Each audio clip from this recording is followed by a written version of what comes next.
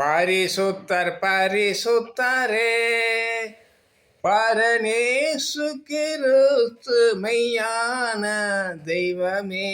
பரிசுத்தர் பரிசுத்தரே, சமாதான காருணரே. சமாதானம் இல்லாமல் பரலோகம் இல்லையே. ஆம் பிரியமானவர்களே, சமாதானம் எங்கே? ஏசப்பா சிட்டவும் தெளிவுமாக சொல்லியிருக்கிறார். சமாதானம் பண்ணுகிறவர்கள் பாக்கியவான்கள், அவர்கள் தேவனுடைய புத்திரர்கள், பரலோக ராஜ்யம் அவர்களுடையது என்று. இங்கே எங்கே சமாதானம் இருக்கிறது? நாட்டுக்கு நாடு சண்டை, வளைகுடா நாடுகளில் சமாதானமா? அவர்கள் தேவனுடைய புத்திரர்களா? கிடையவே கிடையாது. ஒன்று. சமாதான காரணர்களா?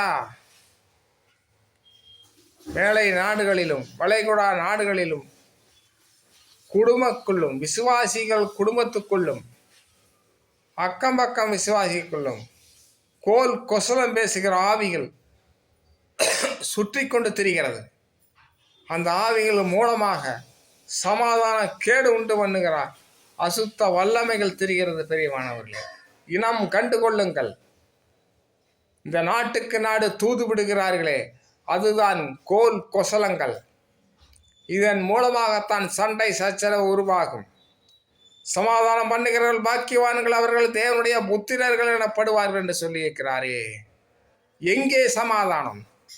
கர்த்தருடைய புத்திரர்களா? அவருடைய பரலோக ராஜ்யம் அவர்களுடையதா? பரலோக ராஜ்யத்துக்கும் அவருக்கும் எவ்வளவு தூரம்! ஷாபாலா காத்திரவா காசி. ஜெபம் பண்ணுங்கள். ஏசப்பாவிடத்தில் விண்ணப்பம் பண்ணுங்கள். பெரியமானவர்களே, ஏசப்பாவின் நாமத்தில் உங்களை ஆசீர்வதிக்கிறேன். விண்ணப்பம் பண்ணுங்கள் அதற்காக. ஆமென்.